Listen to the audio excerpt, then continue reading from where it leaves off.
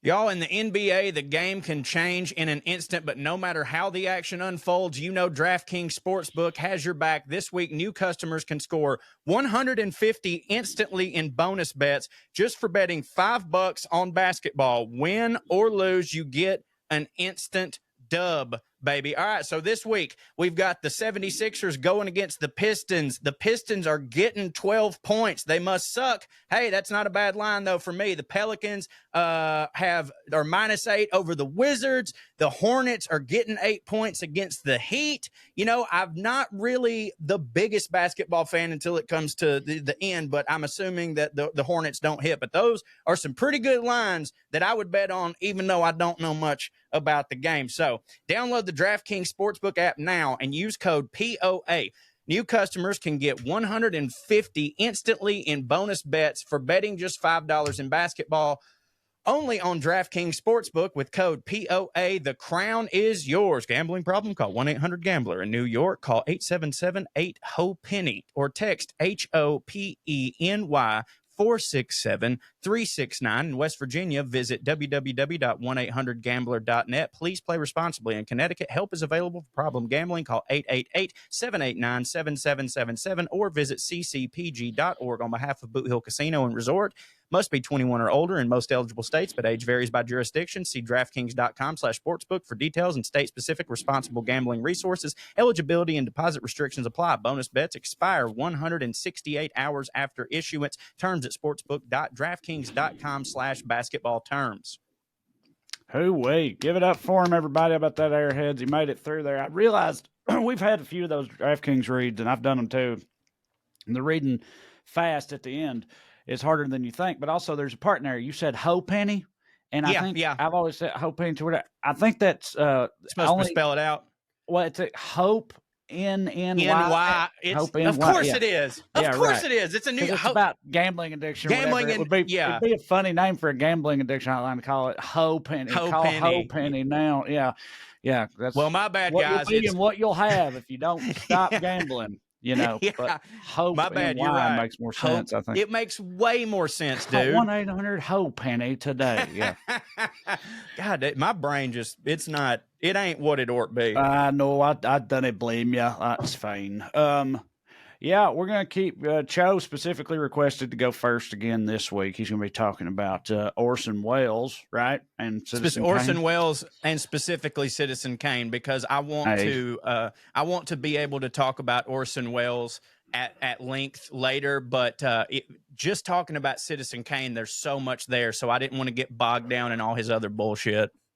Hey, and then as for me, if you listened last week, you recall that I went through some of history's greatest cock-ups, stupid-ass embarrassing mistakes, and I've got a few more of those for yins after Cho does his Orson Welles thing. But first, I wanted to talk about another little mini subject that I just found out about. You know, listen, look, this is a fucking minefield I'm about to wade into right here, but still, I don't know if you've heard, Cho, but a lot of abortion talk in this country lately. Yeah. Yes. You know? Yes.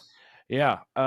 And what I didn't know or have a good sense of is how abortion is looked at in other places, right? Necessarily. And I still don't. I'm still ignorant as all get out. But I did find out about one place. Well, actually, I guess it's a couple places. In Taiwan, I'm sure about Taiwan. You know, I said I was going to learn some China stuff. Well, I don't know. Actually, I shouldn't say that. So do you know why? Because they don't right. Consider each other them. Yeah, like China tried to make them hugely offensive to Taiwanese people. What I just said. But you want to learn about Asian stuff. China, you want to learn about Asian stuff. Taiwan, but Taiwan's like, we ain't y'all, and China's like, no, you us, and it's been that way for 70 years or whatever. From what I hear, like that is because that's the same situation with Scotland and England, but I think it's more intense. The Taiwan Chinese one is more intense. Yeah. Like they've got troops on the ground and stuff over that shit. Whereas in Scotland and them, it's like, no. The Scottish people are just like, we don't want to be you. And, right. Yeah, exactly. The Scots are like, they will begrudgingly admit that they are a part of the United Kingdom. But it's just that don't hit for them and they would prefer not to be. But like Taiwan and China, they don't. And Yeah. there's no But agreement on. But anyway, all of to that. answer your question, though, what do I know about Taiwan? I like Thai food. I'm a big fan of their curry specifically. That's my favorite types of curry. And I also know, and Whoa, what'd you just say? isn't that Thai? That's Thai stuff? No, Taiwan? no, It's not? no, Oh.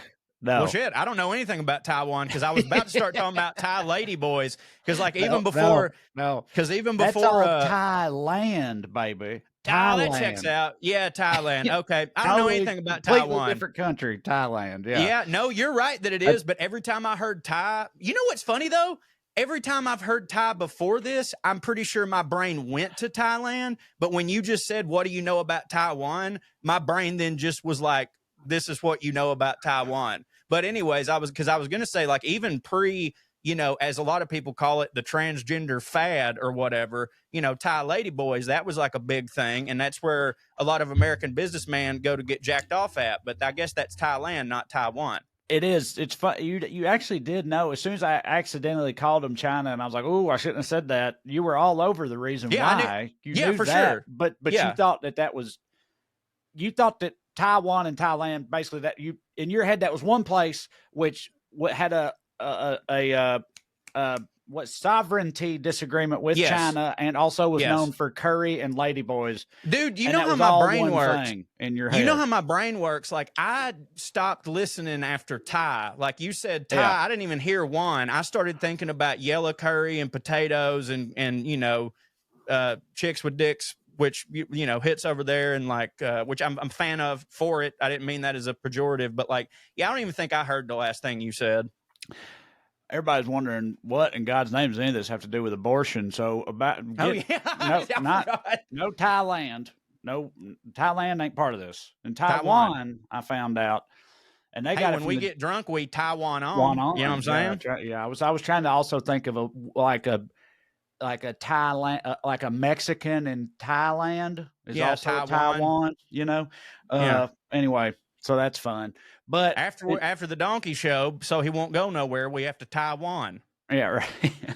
Okay, so in Taiwan, and also I guess they originally got it from Japan. I don't know if Japan still does or whatever, but they've got a very interesting way of shaming their women's. Really innovated. And it's in the form of fetus ghosts, right? They get they get haunted by fetus ghosts over there. I saw this in the doc. Yeah. And it said Chinese fetus ghost. And I swear I shouldn't have put Chinese because this is Taiwan. Yeah, right. Well, maybe you didn't. I don't know. No, I definitely did. No, you definitely did. Yeah.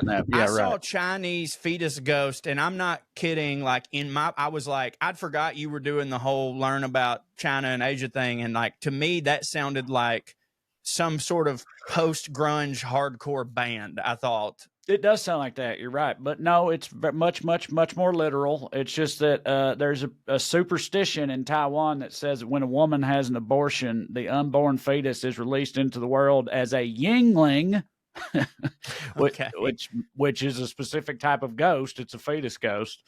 And this yingling spirit haunts the woman in different ways throughout the entire rest of her lifetime.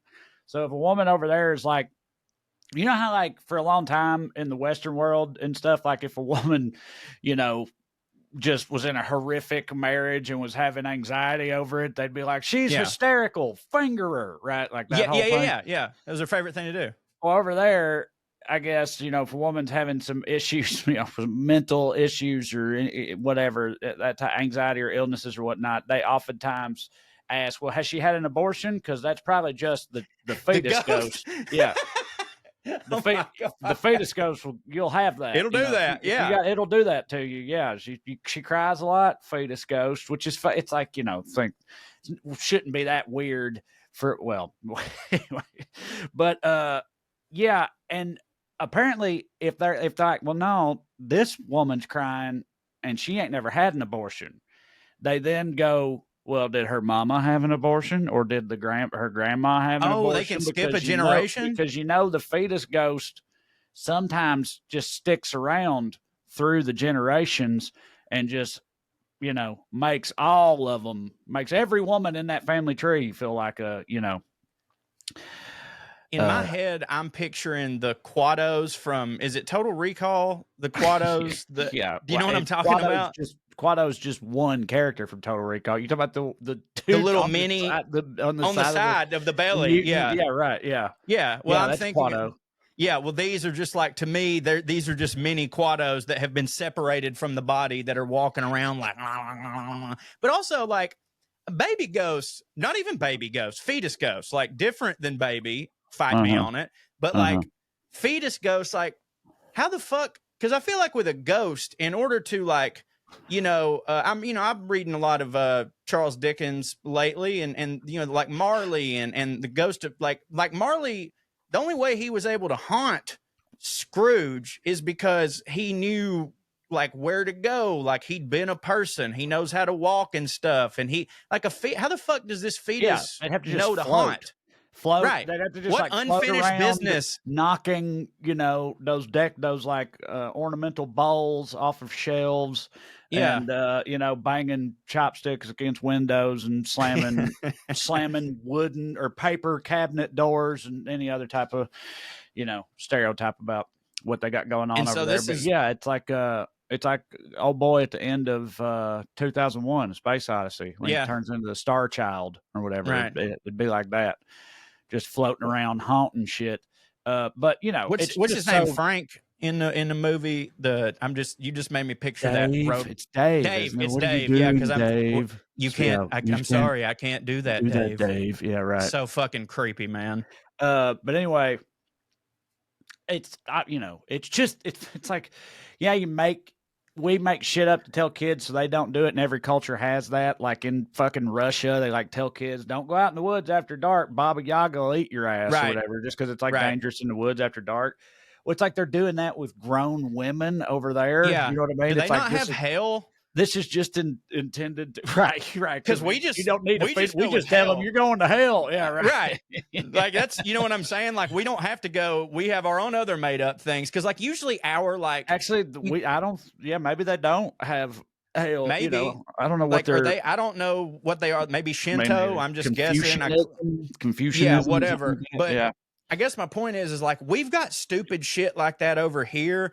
But it's normally, it's not in like the shame market. Like it's stupid old wives' tales. Like, hey, don't let a baby. Don't let a baby is a shame market. No, no. I know hell. I'm saying all of our old wives' tales, like things like that, usually aren't for shame because we have hell for that. But like our old wives' tales are like, don't let the cat go in the nursery because they'll steal the baby's breath. It's these things that supposedly help you out.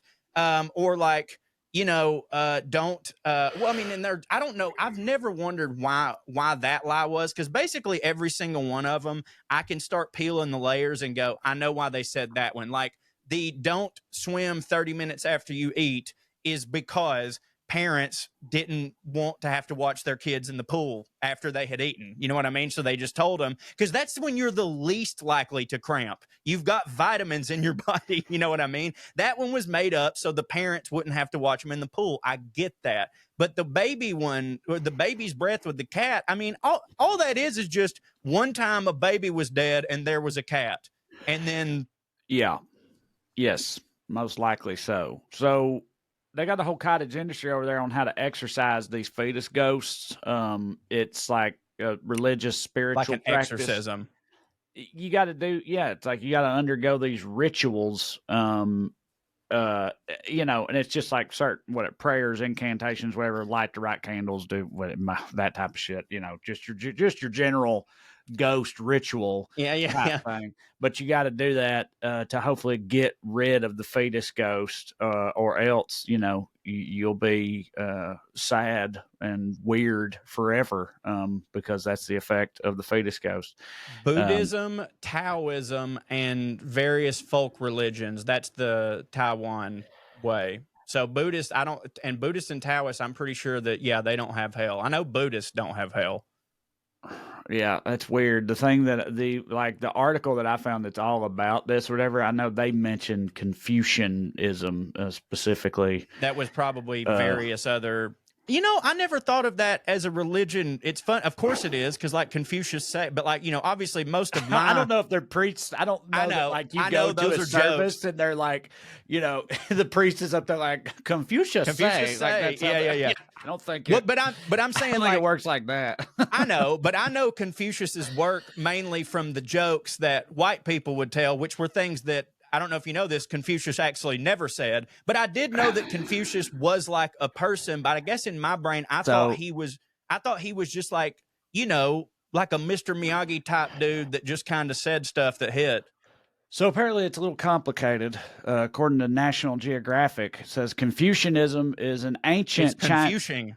it can be a little confusing because it's an ancient Chinese belief system which focuses on the importance of personal ethics and morality. Whether this is only a philosophy or also a religion is debated. So it's kind of just like a general, you know, philosophy or way of life type thing over there. So I guess maybe you can be down with Confucianism, but also be a Buddhist or something, you know, on top of it. I don't know. Yeah, I don't know either. Oh, here's a good one. Confucius say, man who do business in whorehouse get jerked around. Yeah. It reminds me, when's the last time you watched, and the answer for me is a insanely long time ago, but I've been meaning lately to rewatch some Naked Gun, some Leslie Dude, Nielsen jams. it's so funny you say that. Maybe they're promoting it somewhere and we both saw it at the same time, but I too have been meaning to go back and watch Naked Guns because I haven't seen them since I was a kid. And Amber, I know why I was thinking of it. Amber had something got brought up about Airplane the other day, and Amber's never seen Airplane. And I was like, oh boy, oh goody. Because I love when that, I used to like make fun of Amber whenever she hadn't seen something that I deem is like, this is a cultural touchstone. We're all supposed to have done this. But now I get excited because I know, like, great, I get to show it to her. But, anyways, I started thinking about Leslie Nielsen, and I was talking to my dad about Airplane. And Dad was telling me, and I don't know if you know this, he goes, do you know how fucking wild it was that Leslie Nielsen did that movie and the Naked Gun movies? Yeah. And I was like, no, why? And he goes, dude, when I was a kid, he was a Right. purely dramatic actor. And in my brain, like, that didn't compute because I only know Naked Gun, farting, Leslie Nielsen. Right. But if you think about it, though, he kind of still acts that way even in those movies. That's part of what he makes plays it it hit. straight. That's part of what makes it hit so hard. Is like he's saying this like completely ridiculous shit, but he does it in like a serious fashion. Yeah, I knew that he was like a. I don't think I've ever seen any of his early dramatic work, but I did know that he had a long career as just a straight up dramatic leading man type, and then this was his like big turn. I'm glad he did it. Yeah. Yeah, because he's got a line in one of those. It's something about like a blind guy at a whorehouse. I was gonna have to feel my way around or something like that. Yeah. I was gonna have to feel it out. I don't know. That's not it. Is that why you brought up Naked Gun?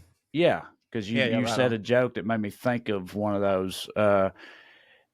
God, he like, who are? There's a scene where he comes in. He's like, "Who are you? How'd you get in here?" And the guy goes, "I'm a locksmith, and I'm a locksmith."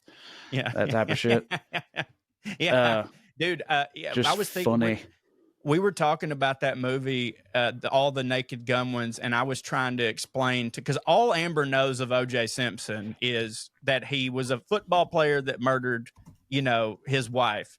And I was like, Amber, like, if you think about it, with like how charismatic he was and how good he was in the Naked Gun movies and stuff, I'm like, it's possible that O.J. Simpson could have went on to be one of the like a really good comedic actor and in so many classics, and also like be the announcer for Monday Night Football now. And like, I haven't seen those movies in a while, but I remember thinking like OJ's really hitting here. I mean, dude, I've said it before. I think it was, I remember if it was on here or on Well Read or what, but like, or hell, maybe it was even Skews. Maybe me and Mark were talking about OJ for some reason. Yeah, why not? I don't remember, but I've noticed because it's a wild thing to notice. He's still charismatic. I've noticed before because OJ got on Twitter and fucking posted it's so wild and hilarious. Everybody knows it because like he just gets on there and just does like takes about sports or politics and stuff. And it's funny because every now and then he'll dive into some true crime too, which is funny to me. Like he's like, it's like he's the murder correspondent for certain podcasts and stuff, or at least he should be. But anyway, he gets on there and he does this, he gives his takes on stuff. And you'll watch him out of like morbid curiosity, like this dude is just out here just being in public as fucking as a notorious murderer or whatever. To him, he didn't do it though, so why wouldn't he be? You watch it, and you're like, God damn, he's pretty good, you know. Like, OJ spitting, like you spitting right now, Juice. The Juice is spitting. I'm with you on this. I feel the exact same way about that particular running back or whatever. Like he's definitely got. Yes, I was about to say that he's like. When I used to watch him ironically, like you said, like, holy shit, look, here's OJ Simpson. But like, I find myself like agreeing with it. And also I've kind of noticed that like, I don't even think about him being a murderer when I see it anymore. Like, I'm just like, cause me and OJ at one point we had some of the same fantasy players. And so I was and OJ would like lay it out so good. And I was like, this motherfucker, because he is so charismatic and obviously knows the game of football. It's like all you had to do was not that, and you would be owning the NFL network right now. I agree completely. But you just said you were like, well, but to him, he didn't do anything wrong. But like, I mean, no. But what I'm saying is, he has to act like he can't like he. We all know that motherfucker did it, and he knows he did it. I mean, with CTE, it's possible he don't know that he did it. I don't know, because like he was a hard-nosed running back when the helmets were made of wood, you know, or nothing at all. But I'm saying like he lives his life the way someone who says that they're not guilty should live their life. You know what I mean? Right. Yes, that's true. What about his like boys, you think? Because like he's definitely got people. It shows him he goes out golfing and stuff all the time with like crews of guys and whatnot. Like, where do you think they're at on all that? You think they have convinced themselves like, he got railroaded, he didn't do it? Or do you think they're like, you know, he probably did murdered her, but like he's my dog. My dude. He's always been good to me, you know. Well, dude, here's the thing, man. Here's the thing, and I don't know. Nobody truly knows what they would do until it happens. But I've mentioned several times, I love you more than almost anyone on earth. You are, one of my best friends, if not my best friend. If the same shit happened to you and you got exonerated, like, we'd go golfing. Of course. Well, like we're friends. Like, you didn't fucking kill me. You know what I'm not saying I wouldn't think of you differently, but like also I've met Katie, you know what I'm saying? So like, I'm kidding, obviously, Katie. I'm just saying, like, if you got exonerated, first off, like, I would believe that you didn't do it. Like, I wouldn't believe that you did it. And like, I don't think it's dumb of people who are close friends for being blinded by shit like that, because I know you and I could never see you doing that. So like, I could not believe it. And dog, those people felt that way about OJ. You know what I'm saying? So like, I don't know. But at the same time, like, a lot of them are probably just like, shit, quit bringing up old stuff. You know what I mean? That was a long time ago. Plus, it's not like they feel threatened. They're not a blonde lady or a waiter, you know? He clearly did it for one reason and one reason alone. He's not a serial killer. It was a crime of passion. Just don't get the juice riled up and you'll be okay. You know? Yeah, I bet they do every now and then. Like, you know what I mean? Like, something will happen. Like, they spill his drink onto his shoes or something like that, and everybody gets real tense all of a sudden. Like, he's holding a golf club when that happens, and the music just stops. Everybody stares at him for a second. Like, what if he's about to go into, murder mode or something? He probably cheats a lot at golf, too, and, like, everyone's just like, shit. Somebody's going to be like, I'm pretty sure Juice picked up his ball back there, and it wasn't on the green, and there's like, I think, you know what? Just, it's fine. Yeah, well, if you want to say something to him, you go right ahead. Go ahead. Yeah, go ahead. He's over there cleaning his knife. You know? Man, that clip from the 90s when he was on that evening news show or whatever, and then played the prank of coming into the anchor lady's dressing room with a knife doing the psycho sound, like, and fake stabbing her. Unhinged. My favorite, I think my favorite thing about that clip is actually, like, that one's obviously, that's a really good payoff, but I've watched it several times, and now kind of my favorite part is the lead up to that when she's walking around with OJ interviewing him, and this woman comes up and goes, OJ Simpson, and she shakes his hand and she goes, I've never shaken hands with a murderer before. Oh, yeah. And OJ just goes, hey, good to see you, thank you. And then the interviewer goes, that doesn't bother you? And like he just goes, no, of course not. Like and just completely straightforward. He was like, hey, whatever the fans want, I'd shake my hand, it was like, man, he either really genuinely didn't do it, because the theory my sister has is his son did it and he was covering for him. Yeah, I've heard and that. And then he got Johnny before. Cochran, and luckily he got out. So, dude, either that's true and he really didn't do it, and he's one of the most mentally healthy people on earth who is just like, hey, I got out, whatever. Or it's just he's the biggest psychopath that we've ever seen. Because like all of that, like the way that if he did it, the way that he behaves now is kind of crazier than a man killing his wife. You know what I mean? We know plenty of people that have killed their wife, but they felt bad about it and then they went to jail. But like, it's nuts. But my great football analyst. My favorite part of the clip where he pretends to stab the news anchor lady or whatever at the end of it which is like, there's a part that she interviews him at first. There's the part Joe was talking about, the lady on the street, whatever. Then it cuts, and then later that the journalist is in her dressing room. There's a knock on the door, and it's OJ pretending to stab her. My favorite part is the part that's unseen entirely. It's the implication that in the middle of those two things, OJ Simpson had to go find a knife in a like news studio, right? Which means he was asking, right? Exactly. And that's the funniest part, is that like someone at some point, OJ Simpson was like, hey, can you get me a butcher knife? Right. Yeah. And they did it. Yeah, of course they did it. And that's so, it's just, that kills me thinking about because that, That's a great point, because like they're, like you said, they're in a news station. It's not like OJ could have just found a butcher knife laying around. Like it'd be one thing, I don't know. Like, it'd be one thing if they were on set at Food Network, but they weren't. Like, someone had to. That's so goddamn funny and true. Yeah. And like, what was that person thinking? Like, how nervous they were? So nervous, dude. They're like, if he murders Joanne, I'm going to be in serious trouble. This internship is over. Yeah. Oh, anyway, hell. Well, let's talk about big ass Orson Welles for a little bit. Let's do it. We will be right back right after this, and I'm going to talk to you all about Orson Welles, more specifically Orson Welles and the making of Citizen Kane. We'll be right back.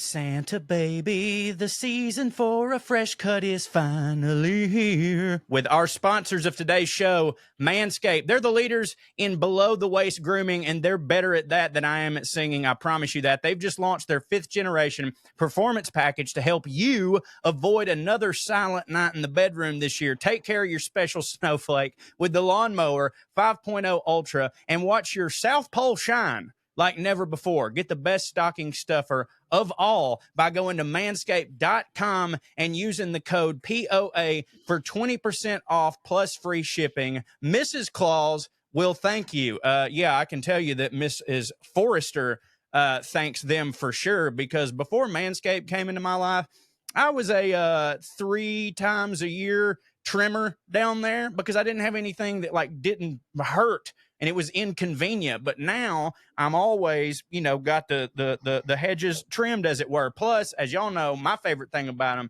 is the ball deodorant and the ball toner. I also love my beard trimmer that I don't have to put guards on it. It's got a clicky thing. It's so much better for me. I love Manscaped. You'll love it too. Trae, tell them more about our friends at Manscaped. Manscaped is a one-stop shop for all your holiday needs. They have the perfect gift in the Performance Package 5.0 Ultra, which includes loads of perfect stocking stuffers. What could be better than giving the gift of good hygiene and a few laughs?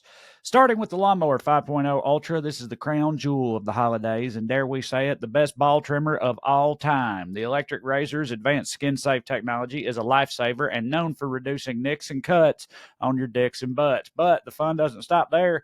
Anybody in the family got a little too much scruff? Well, look no further than Manscaped Beard Hedger Pro Kit and Handyman Electric Face Shaver for all his facial hair needs. Does your dad have nasty nose hairs?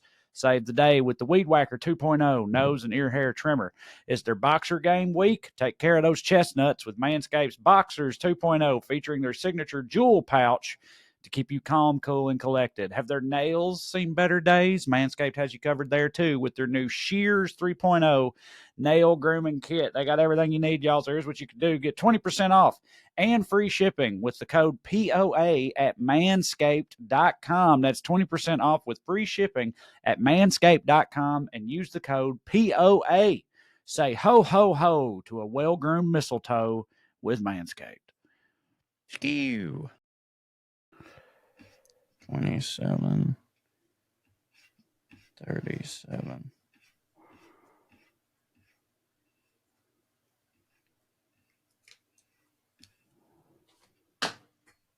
All righto. Yep. Yep.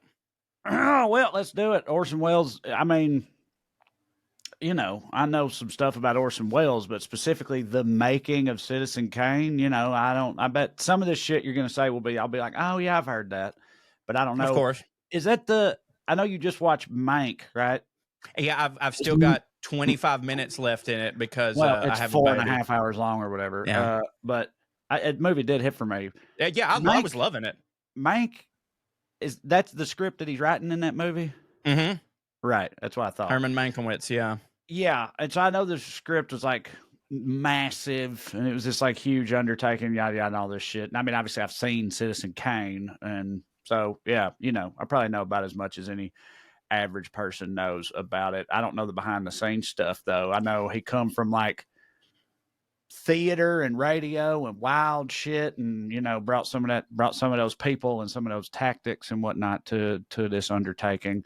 And, you know, changed the game, as they say. And then years later, got horrendously, hilariously fat and drunk, which we have covered on the show before. One of the very earliest episodes, we watched the famous clip of Orson Welles being hammered, trying to talk about wine.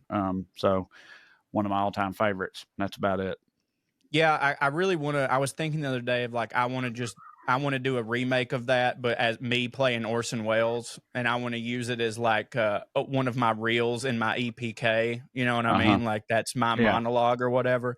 Just like straight up, shot for shot, or shot for shot, all like of it. You're just going to imitate Orson Welles. You're just going to do the thing, the whole thing. Yeah, I'm going to imitate him fucking up. That's what I'm going to do. You know, have the bottle, and I'm gonna like set the scene, make it look exactly like that. I'm going to shoot it in grainy old footage. Like, I just want to do it. I'll gain 50 pounds, you know, really I know that'll hit for you. Just really get into it. But yeah, I started to watch Mank. Like I said, I got 20 minutes left. That's only because I got a baby. And as I'm watching this movie and I'm seeing all these things, I'm like, God damn, was that really, you know, how it was? But like, not wanting to just go off of a Hollywood movie, I then, of course, did my research, and it confirmed a lot of what was in that movie. Is like, God damn, that really was what was going on. I wanted to start with, as you mentioned, yes, we're primarily going to be talking about just Orson Welles and the Citizen Kane, but he did come from a theater background,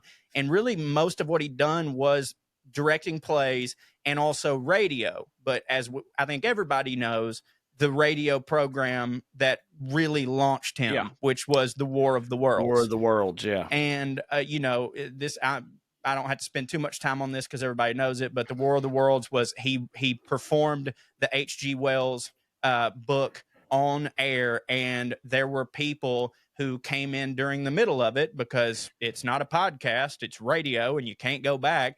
There were people who came into the middle of it who did not get the context of this is a dramatization, and it was so well produced and well done that people genuinely believed, oh my God, aliens have come to Earth and we are fucked.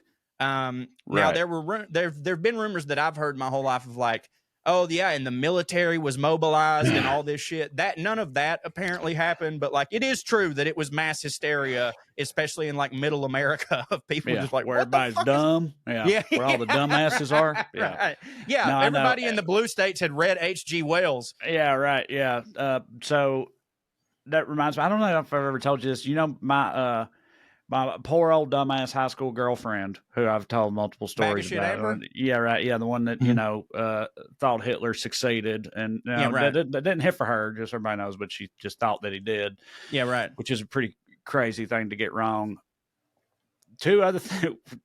I just thought of a second thing. You just reminded me of. I had a bunch of DVDs. I was a big movie guy, and I think it might have been on Zack Snyder's Dawn of the Dead remake, written by James Gunn. Except I don't know if that movie was out yet, so it might I have didn't know been. James Gunn wrote that. He did. I've heard though that he has not like disowned it, but that he has been like. Just so y'all know, Snyder made a whole bunch of changes to my script, right. so I don't really. But like, also that movie super hits. So either way, whatever. Yeah, I mean, it's why Snyder got a lot of shit. It is, and so like people should blame James Gunn a little more. I feel like for loosing Snyder. I like Zack Snyder, but I mean, he's something else. He is something else, yes. But anyway, it might have been that movie or an earlier zombie movie, like maybe Land of the Dead or something. I don't know. But on the DVD, they had this DVD extra. I think was just a deleted scene or something. But basically, what it was like. It was a news report. I think like in the movie, you saw clips of the news report of the people on the news talking about the zombie apocalypse happening as it broke out or whatnot. And on the DVD extras, you could access the whole news report. Like it was just a DVD extra. You could just play the news report. So I knew Amber was coming over, right? So I put that in. And push play when she was supposed to get there, and then she shows up and she's like, "What's going on?" I was like, "I'm just watching the news, and I'm like fixing a drink or something." She sits on the couch or whatnot, and it's this fake news report about an ongoing zombie apocalypse, people eating each other in the streets and stuff in the cities and whatnot. And she was like, "Oh my God," like she was like freaked out by it because she thought it was actually real. Until I told her that it wasn't. It's fun. It's sort of fun having a real dumb girlfriend sometimes. I know. The other thing I did. Try marrying them. Yeah. The other thing I did to her once was we were like just, chilling in my bedroom or something. And she was like, "Tell me a story, Trae." Right. Just like, of course, so immediately I'm like, fuck, God damn it. Yeah. What the fuck? No. But, I'm 18 or whatever. So I was like, okay. So once upon a time. And I just did like plot point by plot point. I just told her the story of the blockbuster film Armageddon, starring Bruce Willis and Ben Affleck, right? Yeah. But I was like, so once upon a time there was an asteroid on the way to the Earth, and they got this team of oil drillers and taught them how to whatever, like this whole thing. One of them was married to the guy's daughter, and she was enraptured, dude, the whole time. The whole time. And when I got done, she was like, "That was incredible." Yeah. She was like, you should like make a movie out of that or something. And I was like, yeah, somebody should. You're right. But so you never gave away the game? I think I'm sure I probably did eventually. Yeah. And there was probably other moments like that in our relationship too, but those were some that come to mind. So anyway, while we're here, Orson Welles. It's funny. I just now remembered this. This will probably never come up again. So free plug for me. I was actually in a remake of The War of the Worlds that was directed by Matthew Cook. This took place in the pandemic. And I get to say I was in a movie with Martin Starr, Mark Ruffalo, Deborah Messing, and then there's me. So you can check that out. We did like an updated version of War of the Worlds, sort of about the COVID. It was not well received. What are you talking about? You didn't know I did this? No. Yeah, me, Mark Ruffalo, Martin Starr, Deborah Messing, a couple of the dudes from The Sopranos. Who else was in this shit? Let's see. Oh, Walter Masterson. Yeah. Lilo Brancato. What? Okay. What? You didn't know about this? No. Yeah, we shot it during the pandemic. So like it was all self-tapes, So basically it was like War of the Worlds, but all the footage was coming from people on their phones and stuff like that. And I'm pretty sure there was a scene with me and Mark Ruffalo we were supposed to be in together, but obviously we were never in the scene together because it was the pandemic and we all had to shoot everything ourselves. I think I vaguely remember you talking about shooting something, having to shoot stuff yourself at home. Yeah, For I didn't know it was Mark called, Ruffalo and Deborah Messing were in it until after I was done. and it's called War of the Worlds. The War of the Worlds, yeah, 2021. Sure as shit. Yeah. All right. Sorry, I'm just sort of blown away. Man, go ahead, talk. Anyways, so I didn't think that would ever come up again. So I just wanted to plug myself there. Anyways, that's how he, this War of the Worlds things happen. This broadcast, it captivates everybody. It was obviously you ain't ever lied about. You said it was not well received. Yeah. That's also, it's like it says it's a short. It's 8 minutes long. Yeah. Okay. Yeah. No, it was not. Seems like it did not hit for people. How did he even fit this many people into an 8-minute thing? Good Lord, this is crazy. A lot of it was just quick cuts of I'm pretty sure my scene was 45 seconds long, which is actually pretty long in an 8-minute movie. And it was like, I was basically like in this world, I think it was that there was like COVID was creating zombies, and I of course played a COVID denier type person. But yeah, it was all quick cuts and stuff. Steven Weber's in it. He played the news guy. But yeah, not well received. But I love Matthew, and it was just because there was a bunch of people who hated hearing the truth, and they just bombed it. Sure, yeah, you'll have that. So anyways, War of the Worlds is what gets Hollywood interested in Orson Welles, because they're like, this was insane. Like, he pulled off a wonderful thing. I think at the time of War of the Worlds, he's 24 years old. So like young as shit. Now I want to start all of this. I'm going to do this a little non-linear, because that's the way that Citizen Kane was shot, which was like the first movie of its kind to do that, which is one of the reasons that it was groundbreaking. I want to start this by talking about an interview that Orson Welles did on the Dick Cavett show. Now, I don't want us to get flagged for showing stuff, so I'm just going to read a couple of these quotes. Dick Cavett, he is talking to Orson Welles, and he said, I've always wanted to know the answer to this. So you were 26 years old and you wanted to make Citizen Kane, and they said, you can't do these things. You can't have the background in focus. You can't shoot a scene that way, Mr. Welles, or young Mr. Welles, or whatever it is they called you then, but you knew that you could. How did you know this? That was Dick Cavett. Orson responds, because I didn't know any better. It's very much in line of what Jack was saying earlier in the show. It comes from just, sheer dumbness. You're sure it's going to be good because you're great. It's just ignorance, and there's no authority in the world like it. Dick Cavett responds, but there's got to be something more than that, technically. Orson says, well, you know that technically the whole bag of movies can be learned in about a day and a half. I kid you not. And Dick goes, well, how did you do that? He goes, well, how do you do that? Orson goes, you just ask a guy who knows and he'll tell you, and then that's the end of it. It isn't much harder than taking home movies. It's just about 3 points harder. But all of these guys who do it try to make a big mystery of it because that's their living. And I have the right to say it because on my first picture, I had the greatest cameraman who ever lived. He was Greg Toland. He came to my office and said, I want to work on your picture. My name is Toland. I said, why do you, Mr. Toland? And he said, because you've never made a picture and you don't know what cannot be done. And I said, but I really don't. Can you tell me? And so he gave me the day and a half lesson, and there it was. Nothing breeds confidence like ignorance. Orson Welles. I bring all that to say this. All of the groundbreaking shit that he did in Citizen Kane, per Orson Welles, the only reason that he pulled it off is because he literally didn't know that you weren't supposed to do none of that shit. You know what I'm saying? Which is an amazing life lesson, I think. Yeah, I don't know. Aren't you a little skeptical about some of that? Because not really, because think of how Orson Welles' ego is. I know how his ego be, but was he not watching the offerings of the day? Yes, but that's the point. None of them were like this, is what I'm saying. That's my point. But I'm saying, unless he was one of these types, which these people do exist and they blow me away. I'll never understand them, but they are out there. these like creative types who hit at whatever they do, but they don't consume the thing that they do. Like people, like filmmakers that don't watch movies, or comedians who don't watch comedy and stuff like that.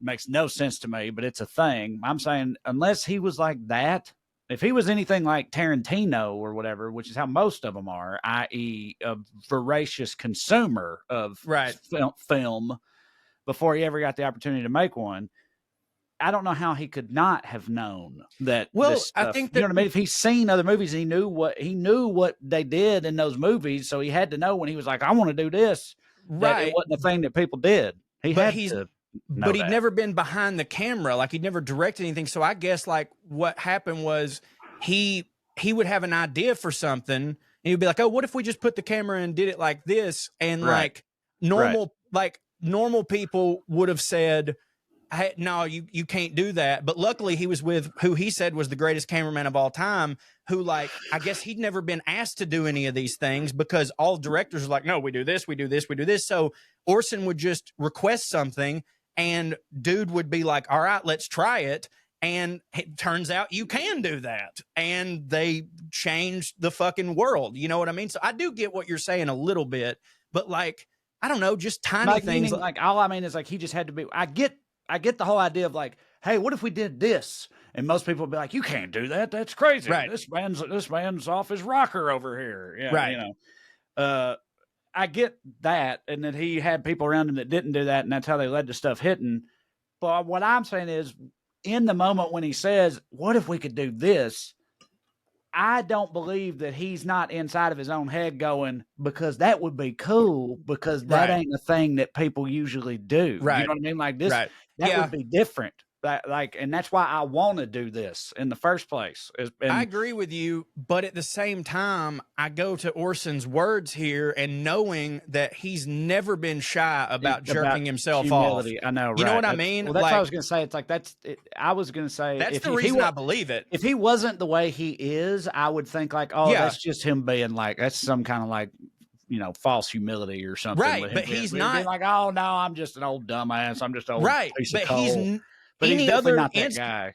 Any other instance, he's never been like that. And you got to understand, this is on the Dick Cavett show. Like, this was a very popular show. Like, I don't think that he would try to make himself seem less, you know, brilliant than he is, unless that was just the straight up fucking truth. Unless like there's a part of him that is going like, this actually makes me seem more brilliant, because even in my ignorance, I hit harder than everybody else who does this all the time. That's part I was thinking also. It's like the other way. He also is sort of like, he's kind of throwing shade on a lot of the traditional, you know, filmmakers and stuff of the time, by kind of being like, it's fucking easy and I'm dumb and you whatever. It's like they just thought they couldn't do it for no good reason and fucking, you know, whatever. Like, yeah, people, by the way, like other Hollywood, and when he's saying this to Dick Cavett, he's already the Orson Welles that we know him as, you know, today. But like when he's 24 and 26, when he's working on this, and he's like, you know, everybody's calling him the Wunderkind and all that stuff. Like, they did not like him, like out in Hollywood, like all the actual Hollywood types. I mean, the people at RKO loved him because they were like, this guy's fucking brilliant. He's going to make us a lot of money. And I'll get into his contract here in a little bit. But like, yeah, all the directors and producers and stuff was like, this fucking kid, like he's going about it. And it like, I don't know if he's giving the game away or he's just trying to make it out to what we do isn't difficult. And like, that don't hit, and fuck him, you know. But like, here's a couple ways in which the movie was revolutionary. So he wanted to do these lower shots. Like he kept saying, he's like, I really want this to be shot up like this. And again, not knowing like, well, we don't really have a setup in order to do that. His cameraman's like, all right, give me time to set up. And I got it. So they just went and sawed holes in the floor so that they could put the cameras down in there. And the reason that he wanted these lower shots, and this is where it's like really revolutionary, and this is definitely like, okay, this isn't ignorance, this is you having a vision. Like he wanted the lower shots for when the characters were experiencing negativity, like when things were going bad. Whereas when like when he loses the election, there are all these low shots that are supposed to show him at his lowest. But when he's like on the campaign trail and hitting and putting out his papers, they do these high angle shots that make him seem like way more powerful and stuff. And before this, like, no one was really using the camera as a tool to goad the audience into an emotion. You know what I mean? It was very much just point shoot. Like, it's just, we just set the camera on a tripod and there you fucking go. Right. Do you know why he picked the subject matter of Citizen Kane? Okay. Yes. And I'll get into that whole thing here in a minute. Yeah. I'll let you know. Cause that whole story that's really kind of the story here. Okay. Sweet. Another way in which it was overlapping, other way was revolutionary. He has overlapping dialogue in this movie. And he was getting so much pushback on that in the script when they were shooting it, because they were like, hey, these people they're fucking talking over each other and stuff. And he's like, they deliver their line, they deliver their line. And Orson's like, no, that's how plays are done. And he's like, and I'm not doing a play.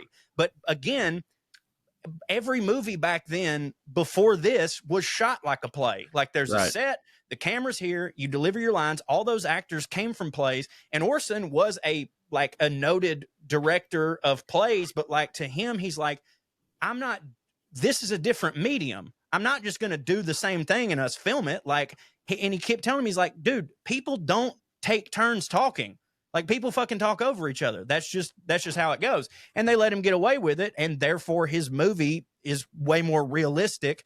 He also played with focus a lot, and some more pushback he got was like, he sometimes wanted the background to be in focus instead of the foreground. And they were like, no, the person in front, they're the one in focus. And he goes, no, because the thing happening in the background is the thing I want the audience to focus on. It's true that he's talking, but I need them to know that this person is walking over there or whatever. So we're going to shoot it like this. And they were like, well, no, we would cut to this. He's like, fuck you. We're doing this. We're focusing like this. He also, like, they invented several dolly shots for this, like the whole, bringing the camera in while zooming out and stuff like that. And I mentioned earlier, the movie was nonlinear. And Mank wrote this script this way, and it was all over the fucking place. And they were like, you got to have a movie that starts at the beginning. And he's like, you don't understand what I'm doing here. It's like, just read the whole goddamn thing. It's like a donut. It'll get back around, don't worry about it.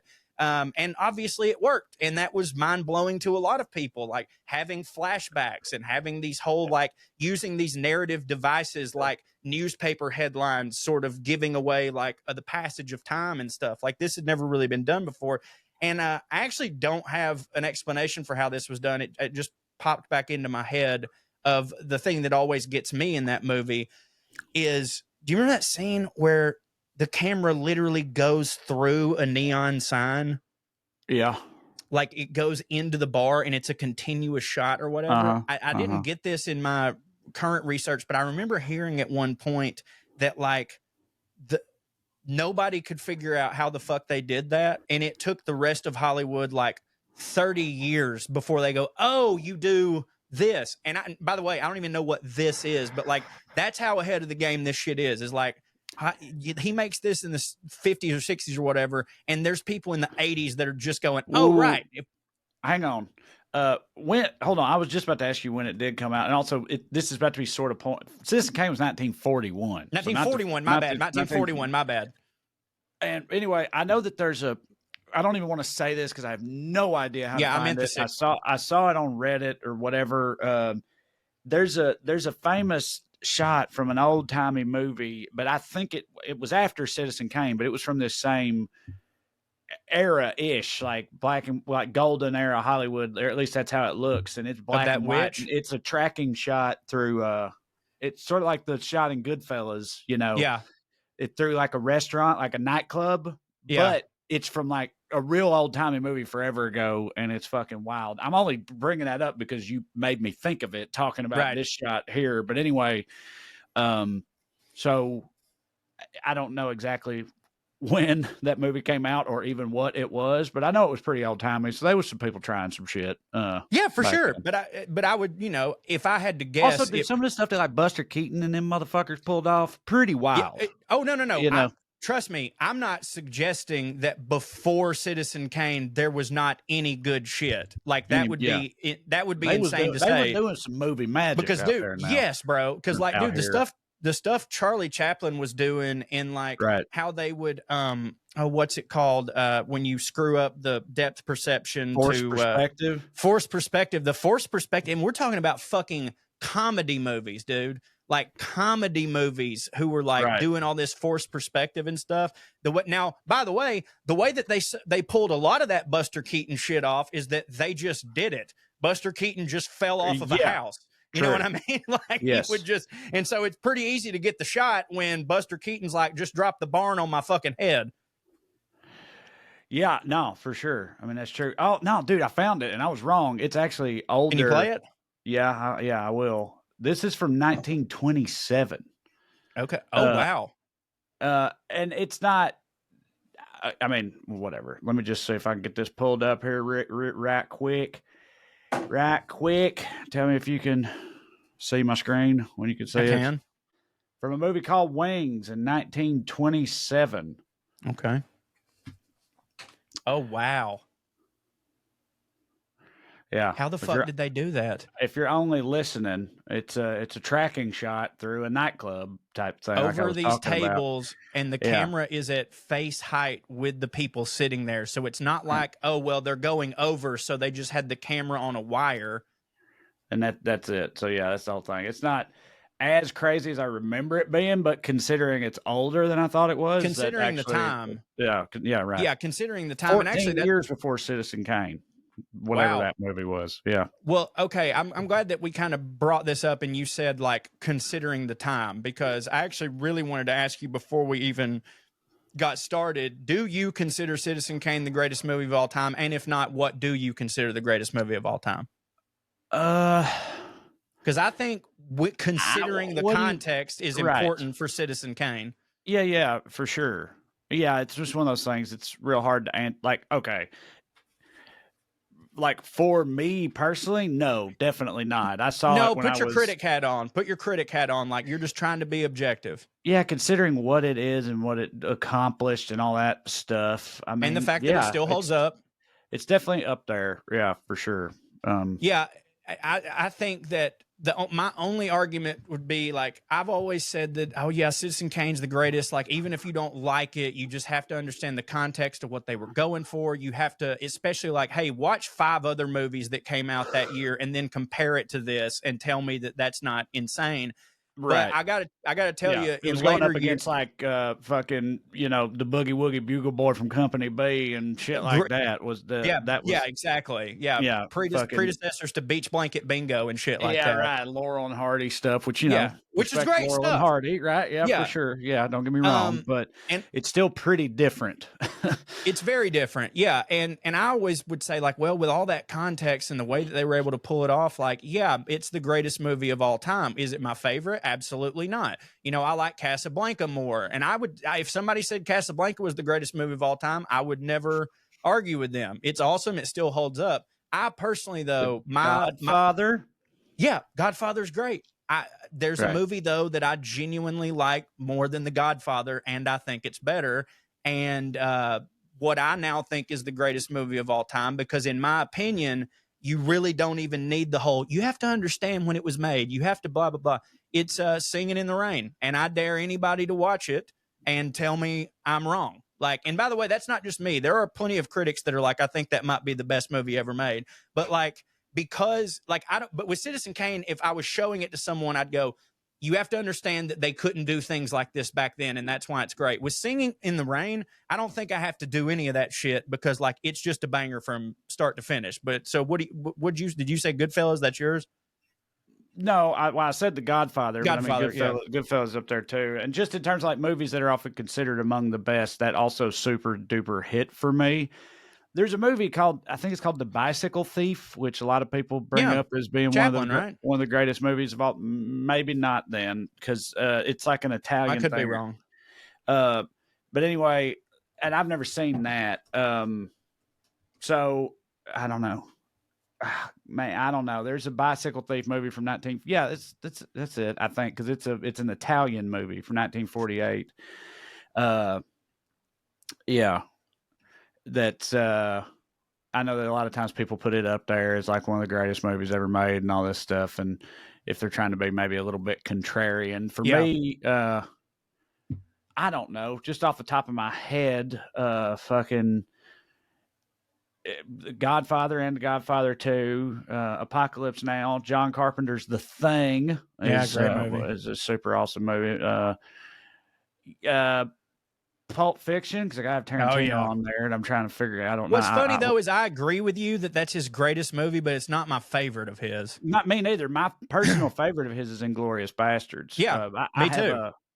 For me, I've always thought that's at least partially because my dad was a huge Tarantino guy, obviously. It's World War II. That was the last movie I ever saw with my dad in a movie theater was Inglourious Bastards. So also, like, it just bangs, dude. It's like rules. Christoph Waltz gives. I don't think it can ever be unseated for me if for that reason. It's my personal favorite, but I do think Pulp Fiction is his most like. It's his masterpiece, I guess. Right, yeah. Because he was doing things that nobody was doing then. Right. It's before he, exactly. Inglourious Bastards, he's already rewritten the rules. Pulp Fiction, he just got the notebook out to do it. Right. Yeah, exactly. Yeah. Well, anyways, Citizen Kane is highly regarded on that list. I personally agree with it, but, the making of the movie was insane. And I wanted to talk about first the contract that he gets that is going to sound insane even to you right now. Remember, he's never done a movie. He did War of the Worlds and he directed some stage plays. That's it. RKO Pictures, the George Schaefer, he's the president. They hear War of the Worlds. They're like, we've got to get this guy out to Hollywood. They offer him a 2-picture deal with RKO to write, produce, direct, edit, and star in 2 movies of his choosing, anything that he wants. And also he gets final cut of the movie. Mm-hmm. So like for a lot of people listening, you might not understand how insane that is, but like, that's fucking bonkers. It's bonkers to give that to an esteemed director now. Like, Nolan will get it or whatever, but like, that's not something that everybody just gets. And he's never done a goddamn thing. Right. Yeah, no, that's insane. I thought, is the money coming up at some point? Because I thought we're just illustrating how wild it is that he got all these, what's the word? Provisions. Yeah. Actually, you know what? I do have how much they gave him, but it's I was expecting that little diatribe you're on to end with an amount. That's why I didn't automatically respond, because I thought you were going to be funny. Like, it's funny because like I know that it was in my research or whatever, but like I've never been a person that gave too much of a shit about like that. Like, to me, all of this is more impressive than any amount of money that they're giving him. But it had to be interesting because of the time frame, because it's one of those things. I know the movie cost $800,000 to make. I know that, right? Like in that, but in 1940, it's a shitload of money, and that's a shitload of money. Because them golden age Hollywood deals, man, it's weird. They both were like, a lot of the talent, they were like fucking chattel in a lot of ways, right? But they also got some insane contracts and deals and money and stuff, at the same time. Just the type of shit that just don't happen anymore. In either regard. I'll get to it later, but Mank, in his contract, which again, I'll talk all about that later, he was getting $1,000 a week to write. That's a fuck ton of money in 1940. Like that's a shit ton. And this is for a writer. We all know that is not garbage. The deal anymore. That is not the deal anymore. I think they were garbage even then, the writers. So I'm saying, he as a writer was making that much money. Yeah, for people that don't know, writers are like the very bottom of the totem pole in the movie world. The guild in the TV world, it's very different, but in the movie world, nobody's really lower than a writer, which is so wild and weird and hilarious considering what movies are and how they originate, i.e. in the form of a screenplay written by a writer. But still, that's just how it works. Writers get banned from sets of their own movies and shit all the time. I mean, back then, like if you wrote a movie, by the time you passed it off to when the movie came out, it could be completely different. Back then, that still happens all the fucking time. Oh all yeah. the time that happens because directors have all the power to do that if they want to. Back then, I think it was more like studio executives and directors. Nowadays, well, I guess it's still studio executives and directors, but it ain't writers. You sell a script and then they can do whatever the fuck they And want it's with your scary. script. It's super scary, dude. They It's can put out a scary movie because, that like, has what if your it name on sucks? it that has Yeah. nothing, that's awful. Yeah.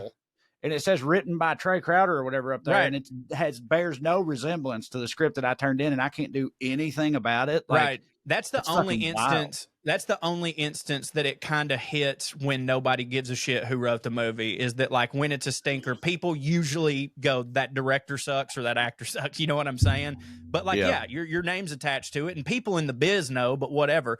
So when he's coming up with this movie, he knew that he wanted to do one of these like sweeping quasi biopic type things, like satirizing a person or like basing something on somebody. And he wanted, before he landed on William Randolph Hearst, which is eventually who Charles Foster Kane became, he wanted to do the same thing with Howard Hughes, but he was eventually talked into, let's do it about William Randolph Hearst. And that is because of Herman J. Mankiewicz. And for those of you that do not know, William Randolph Hearst was the most powerful man in the country, like without question, like more powerful than the president, because he owned every single paper. And if William Randolph Hearst wanted it to happen or wanted it people to believe it happened, right, it did. Like, that's just, and he was also a huge friend to the movie producers and stuff. And like, that comes up later. He can bury your movie.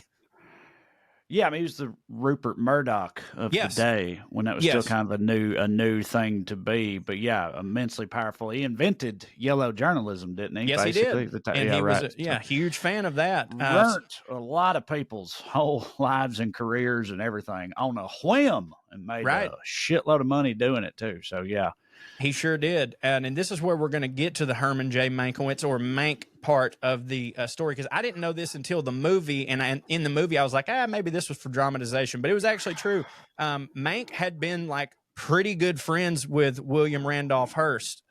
More so, he was really good friends with Randolph Hearst's girl, Marion Davies, who Mank had written like several movies that she was acting in, and they were just buddy. And like, he got to be buddies with William Randolph Hearst, and he was just kind of sort of in his circle. William Randolph Hearst really liked keeping him around for the same reason that he would end up hating him, which was like, Mank was just super witty. He was really good at telling stories at parties. And like, he wasn't like a yes man to William Randolph Hearst. Like, he would sort of, take jabs at him and shit. Mainly because, like, William Randolph Hearst is like one of the biggest capitalists of all time, and Mank was sort of a hush-hush socialist, So he's always at the parties there at William Randolph Hearst's house, which was called San Simeon. This would be the inspiration for Xanadu in the movie. So Mank had actually worked with Orson Welles on some radio scripts, and they had a relationship. Mank used to be a drama critic. He was like one of those super opinionated, pretentious dudes, but he was just really, really talented. And he had been fired from MGM right before this because he was gambling a shit ton, and he just owed everybody at MGM movies, or owed him money. So they like fired him. And it was like actually an odd pairing for them two to get together, because per most people in the industry, like, Mank was considered washed up and drunk and like don't hit anymore at this point. And Orson Welles is like this fucking wunderkind, but like Welles really loved the way that Mank wrote dialogue. So he's like, I got to have this dude. Yeah, well, pays to hit, game recognized game, and all that stuff, as they say. Sure. Also, I feel like it makes sense to pair a wunderkind with an old head. Old vet, what I mean? It's a good, I agree. I agree 100%. Mainly, though, this is because Orson had every intention of just writing the whole movie himself, and he basically just wanted Mank to punch his shit up and like, hey, because apparently Mank was just really good at like coming up with just one line that was like, God damn, who the fuck thinks to say that, when Mank ends up writing Citizen Kane, he was actually convalescing with a broken leg, just like in the movie. And but I don't think they mentioned in the movie that like he'd actually broken his leg before, and it got healed. And when it healed, he was like, fuck yeah. So he celebrated by going out on the town drinking, and he fell down and broke his fucking leg again. So you'll have that. You will have that. But Orson said earlier, Orson really wanted to write the movie by himself, but that wasn't just like an ego thing. It was he sort of felt like in his contract, they were saying, Orson, all this has to come from you. And if there's a co-writer on this, you're in breach of contract because we're hiring the Wunderkind. We're not hiring anybody else. Right. And so anyways, they're kind of batting back. Like, what should this movie be? He brings up the Howard Hughes thing and Mank's like, oh, fuck that. Let's not do Howard Hughes. I know William Randolph Hearst. I fucking hate him. So let me write this about him. And so Orson gave him like 300 pages of notes of like, this is what I want the movie to be. And Mank's like, all right, I'm going to make it William Randolph Hearst. But like I said, Orson's like, okay, Mank, here's the deal though. You're really supposed to just be helping me with punch-ups. He's like, just let me have a shot at it. And Orson really respected him. So he was like, okay, I'm going to let you do it. But here's the thing, Mank. You are going to have to do this for no credit at all. Like no one will know that you did this. And Mank was just like, cool. I don't give a shit. Like, pay me. You know what I mean? Like, I don't really give a fuck. I'm just going to write this movie. He gets $1,000 a week, whatever. He gets the $1,000 and the stipulations were like Orson could cancel this contract at any time. If he turns in pages that don't hit, it's like, thanks for being here. Got to go. Mank would also be paid nothing if he drank. Because they were on a very, very tight schedule and he really needed to get it done. And also anything that he writes, no matter what, even if he's taking notes for another project, everything he writes in this is property of Mercury Productions. He wrote the thing in 12 weeks, which is insane to me. And the working title was The American. Now, here's the deal. Nobody really knows how much of this movie was what Orson had already written that Mank took and put there, or what was written by Mank, or if it was all Mank. So like this was kind of at the time like a Good Will Hunting situation, because it wasn't like they weren't really talking about it much in the studios, and Orson Welles surprisingly didn't really give a shit about any of that stuff, but like people were, kind of like how people were going, oh, Ben Affleck didn't write shit on this goddamn movie. That was all Matt Damon. And then Argo comes out and everybody's like, well, damn, maybe he did. I don't know. Right. Yeah. Did he end up getting credit, like a formal credit? Like, okay. Because I was going to say, it's kind of, it's weird to have the stipulation. No one will ever know that you did any of this. Right. And then later, like there's a whole movie and the whole story is about how, exactly how much of this did he do? But like everybody knows that he did some of it. So how did that? So I'll jump forward a little bit. So basically what happens is they end up, the Mank writes the movie and they shoot most of it and they do a screener, and like people are going crazy for this shit, like saying all the things that people would go on to say about it critically, like this is amazing, all this shit. And Mank is like, God damn it. Because in his brain, he's like, I've never done anything that was like a critical darling. Hard. Yeah, right. That hits this hard. And he's like, I have to have credit for this. So he goes to Orson. He's like, dude, I got to get fucking credit. And Orson's like, bro, he's like, I don't give a fuck. Like, I would love you to have credit. But my contract, I feel like I'm screwed here. And so Mank is like, I'll sue, I'll do this or whatever. And yada, yada, yada. He's like, I've got to have this. And so Orson, like unbeknownst to Mank, Orson is like, he does deserve it, whatever. So he goes to RKO. He explains to them the situation. He's like, I'm in fear of being in breach of my contract. I must let you know that I was aided on this picture by Herman Mankiewicz, and I would like for him to get a co-credit on the screenplay. And the people at RKO were like, yeah, why didn't you just say so? Who gives a shit? Yeah. We don't. Well, they were like, it was not really that big of a deal to them. They're like, hey, yeah. Now only because at this time they'd already seen the movie and they really liked it. Yeah, and right. Knew that it hit. They were like, yeah, we don't give a shit how you did it. You did it. Fuck it. And he's like, okay, I want Mank to have equal billing with me, like Orson's. And that Mank never asked for like equal billing. He just wanted his fucking name up there. So Orson's like, okay, we're done. Good deal. Well, Mank doesn't know about any of this. So on the other side of town, he's meeting with the Writers Guild, which was a new organization, and he's telling me, he's like, this is what's happening to me. And they were like, oh, that's fucking bullshit. And he goes, yeah, we got to take them down. I want my name on it. And they go, all right, well, let us see your contract. And he pulls out the contract, and they're like, yeah, but this what you signed up for, dog. You know what I mean? And then Mank goes back in a fury, like, motherfucker. And Orson's like, hey, you got co-billing. Like, don't worry about it. And when the movie actually came out, because of a clerical error, when Orson was like filling out all this paperwork, it was like screenplay by, you know, Orson Welles. Down at the bottom was Mank's name, and Orson, instead of reprinting this whole thing, he circled Mank's name and then drew an arrow up to the screenplay thing to be like, hey, by the way, also him too. But the arrow, I guess, he drew was above his name. So Mank actually got first billing on Citizen Kane. Nice. Well, I mean, I think Orson Welles got a pretty fair amount of nobody talks about it. Mank. Yeah, right, that's what I say. Like, that may be true that Mank got, you know, top billing writing wise or whatever, but like, you know, Orson Welles definitely got his due.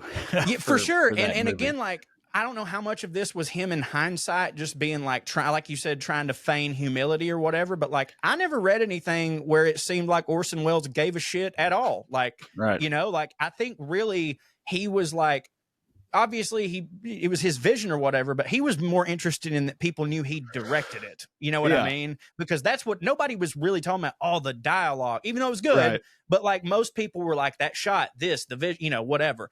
So the press is going insane over this movie because like they all know nothing has ever been done like this before. And also they're spending all this money on a fucking kid who's never done shit. And it was almost like everybody kind of wanted it to fail. Like they were rooting against it, you know, like, you know, we'll show them this ain't how it's done. The press also got a hold of the fact that, oh shit, I think is this about William Randolph Hearst? Right. And everybody starts freaking the fuck out. RKO is freaking the fuck out because like William Randolph Hearst controls the world and he can really fuck people over if he wants to. And there's so many people that are working on this movie and their agents are like, you got to get the fuck out of this. If they're coming for William Randolph Hearst, you've got to get out of this because he'll come for you. And I want to mention that it's kind of wild because I had this in my notes to say, you called William Randolph Hearst a Rupert Murdoch type earlier. And I agree with you. That's what he was. But the movie really doesn't make him out to be that big of an asshole, in my opinion. Like Charles Foster Kane is this like powerful person, but like there's still a lot of humanity in him. And like I don't really think that I think William Randolph Hearst should be honored that they didn't do all the things that they easily could have done. But like it gets bad. He thinks that all this bullshit's going to happen. And William Randolph Hearst has all his people working to sabotage the film. He never did anything himself. He just had like all of his, you know, goons out there doing things. Like he had somebody go to RKO, the head of RKO, and go, I will give you, you know, like double what the movie cost to make and $1 million, but you have to burn all the copies, not release it. Burn everything, no duplicates, whatever. Burn all the fucking copies. But as soon as he does that, everybody at RKO is like, "We got something." You know, this is going to be really good. And that actually ended up happening with Hearst. Like the Barbra Streisand effect kind of happens. Like it's getting more press now because William Randolph Hearst is freaking out about it.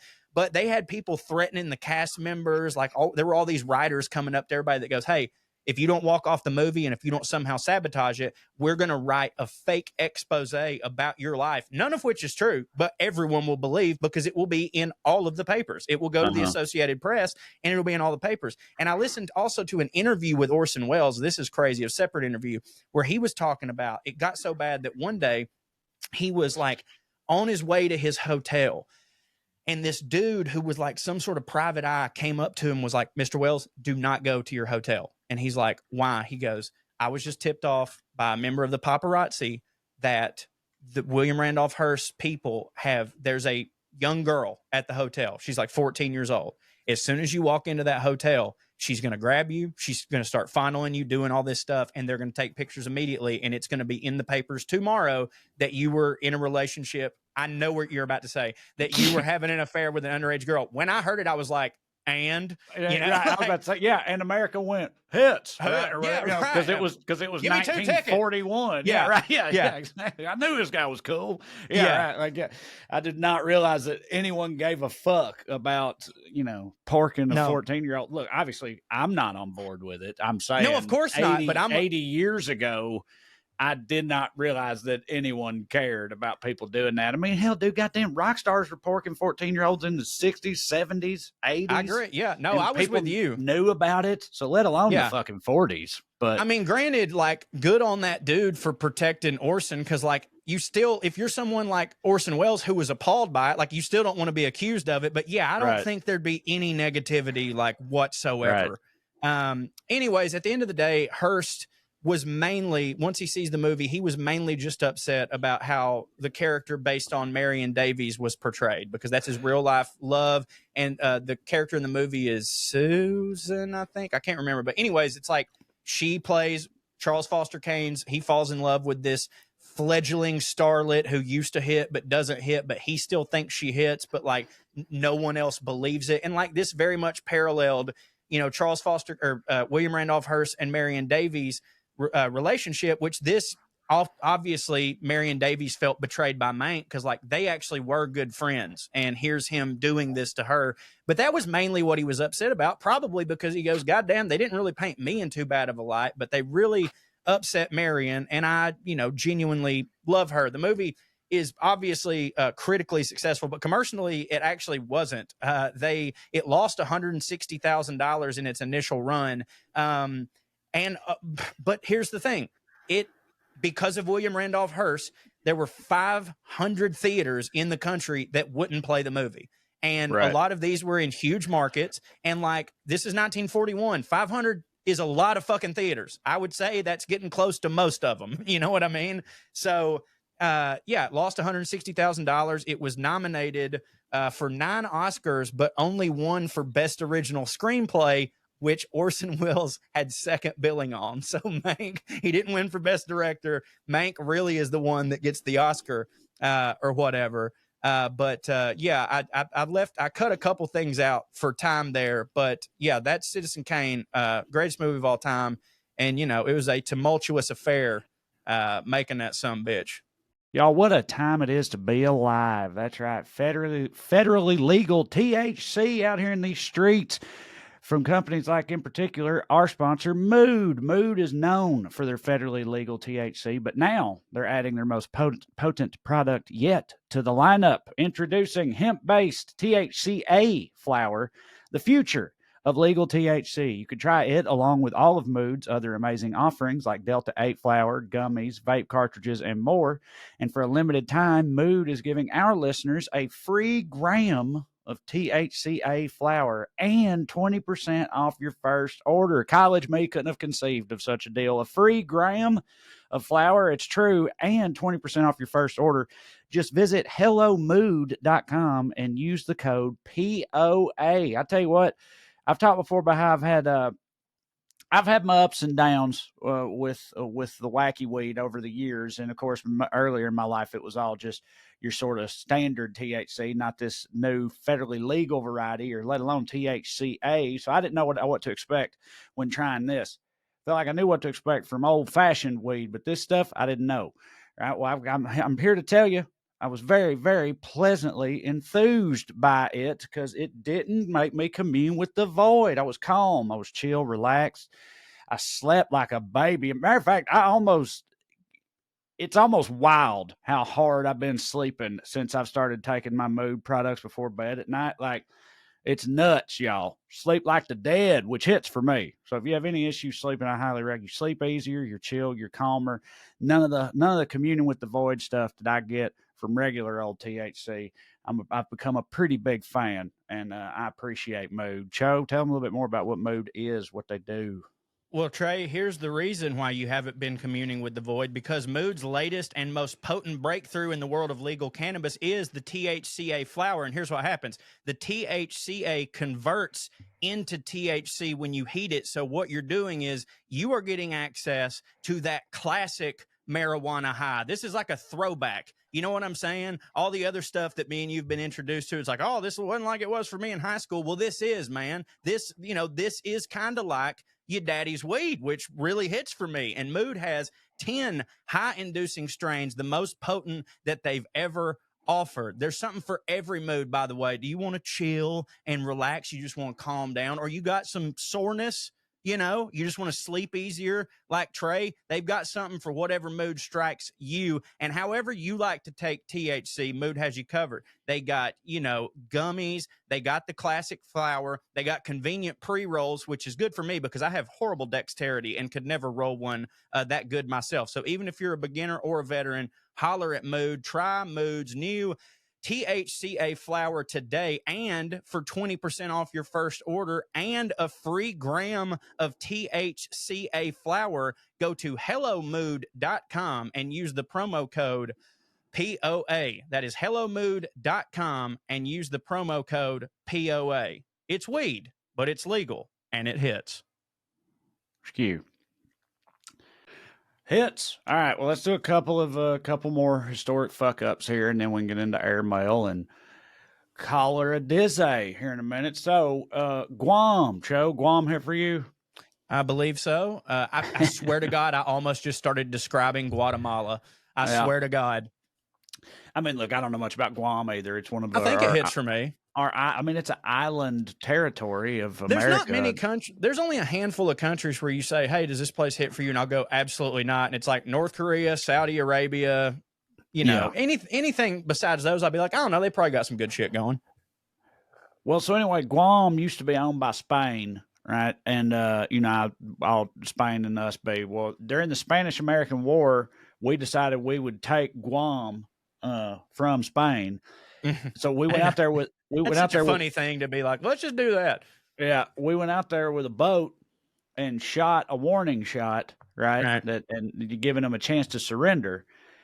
And they rode out there from Guam, the Guamese or whatever, rode out there. Turns out they didn't even know that Spain and America were in a war or that any of that was going on. So they were out there and they were like, "Hey, welcome to Guam. We heard you do that, the gunfire salute. We appreciate it. We just want to let you know we would have saluted you back, as is obviously the custom, as far as we're aware. But unfortunately, we are just smooth out of gunpowder. We don't have any gunpowder on this island at all." And the U.S. boat was like, "What? No, we're here to take y'all from Spain, right? Make you us now or whatever." Oh, this was a misunderstanding. It's much worse for you. So your choices are either, you know, fight us or surrender. And they were like, "Well, we just told you we don't have any gunpowder." So I guess that means we'll surrender then. Yeah. And, you know, Guam's been an American territory ever since, I reckon. That is fucking hilarious. Yeah. It's like a Curb Your Enthusiasm. Yes, it is. Moment. You know what I mean? Yeah. Accidentally confessing that. During World War II, there was a type of German submarine show called you know, they had their U-boats. Their subs were called U-boats. Yeah. They had a U-boat called U-1206. Now, this is back in like, you know, submarines was still kind of that new hotness at the time. They're very complicated machines and a very big deal. Feats of engineering. Well, on U-1206, the toilets, the plumbing system they rigged up in this submarine was so complicated that it required a trained technician stationed on the boat to operate it. Meaning, like the toilet. The turlet. They had a trained turlet man who that was his job on the boat because that's how complex the plumbing system was. The captain of boat U-1206 one day had to take a big old Nazi shit, right? Right. Yeah, not a country shit, Nazi not shit. Not a country shit, yeah, Nazi shit. And he went out there and or he went in there and did it. And it was so bad, so filthy, so nasty that he was embarrassed to go summon the turlet man to do his turlet duties, right? Been there. No pun intended. And so he was like, "How hard can it be? I can flush a goddamn toilet," right? So in attempting to flush the toilet, he effectively scuttled his own boat and rendered it no longer seaworthy. It floated up. Scuttlebutt. Uselessly to the surface of the ocean, they were stationed right off the coast of Scotland, by the way. So the British immediately captured him and he lost the boat and, you know, and in shame because he was too embarrassed to have somebody else smell his stanky poo-poo. Man, I know this ain't the same thing, but like, I'll put it as a hypothetical instead of admitting to something I did. If you hypothetically, if you were at, let's say, Walmart and you took a shit in the Walmart and you clogged up the toilet and there's no plunger in there, Run. are you? Yeah, right. You're not going, and I know that sucks, but like, you're not going to be like, hey, one of y'all needs to take care of that. That's for the person that comes in after. I would run for the hills. I'd leave a cart full of groceries in the aisle. Never shop at that Walmart again. Never shop at that Walmart ever again. That's what I would do. Probably. Okay. I did that once in a hotel, and I was staying in the hotel, so I had no recourse other than to call someone, and it was so bad too. And it was in Hawaii, and like, I remember. I remember that. The dude we had been to that pork luau thing, just white people in it up, and then the guy that comes up there to fix this crime against humanity that I've done, he is of course a native Hawaiian. I'm a fucking white dipshit who has just ruined this bathroom with, with my own refuse because I couldn't handle, the culinary offerings of their island culture, I suppose. And it was just, it was real embarrassing. So I probably would have sunk my own boat too if that were an option instead. If you will remember, this also happened to me when we were in Texas, and as a prank, Drew and Brian both took a shit in my toilet. It clogged up. I called the person to come fix it, forgot that I had done that, and then that guy walked in on me beating off on a bed that wasn't even all the way on the bed because part of their prank was throwing my mattress away. So at an angle congruent to the door, this man had to see all my shame. So just to recap for y'all at home, because I just don't want it to get glossed over. He arrived at his own hotel room. It was in utter disarray. He knew that his friends had done this to him, but part of what they did was they pooped all in his toilet and jacked it up. They also turned the heat up to like 88 degrees. It was blasting Fox News, blasting on the TV at the highest volume the TV would go to.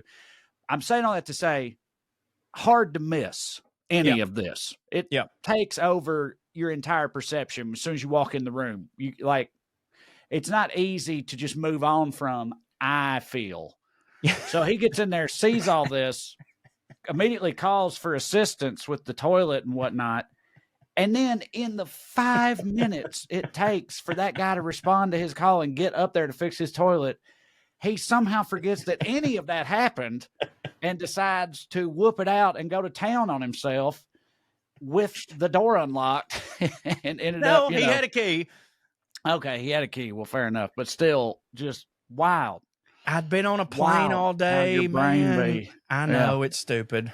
All right. Speaking of stupid, Nikola Tesla, obviously not a stupid guy, but had some tough luck over the course of, got fucked over by Edison many times. Famously, well, I didn't know this, but he also, at one point, he made a contract with Westinghouse to get $1 for every kilowatt of power produced from his novel system of AC power generation, right? Yeah. Westinghouse didn't realize, though, that there was no way they could make a profit, so he needed to renegotiate that rate. Instead of actually renegotiating it, Tesla said, don't worry about it, it's fine, and just ripped up the contract, right? If instead he had agreed to something like 10 cents per kilowatt, right, Ooh.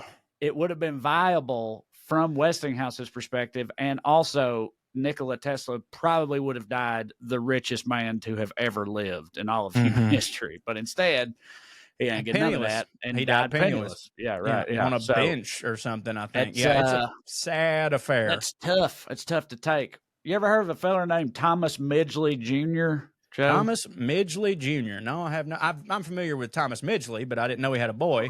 Well, his boy was a bit of a fuck up. Actually, real bright guy, but he had two primary contributions to society as we know it.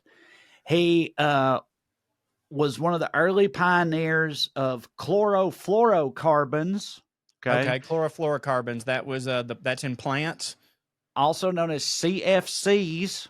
And I don't know if you remember, but I feel like when we were in elementary and middle school, CFCs were that was a big deal. Yeah, I thought they'd come up more, honestly, because CFCs were what were actively destroying the ozone layer. You remember how in the 90s everybody was really worried about the ozone layer being destroyed? Yep. That was because of CFCs, which this dude for our younger listeners, we used to be concerned.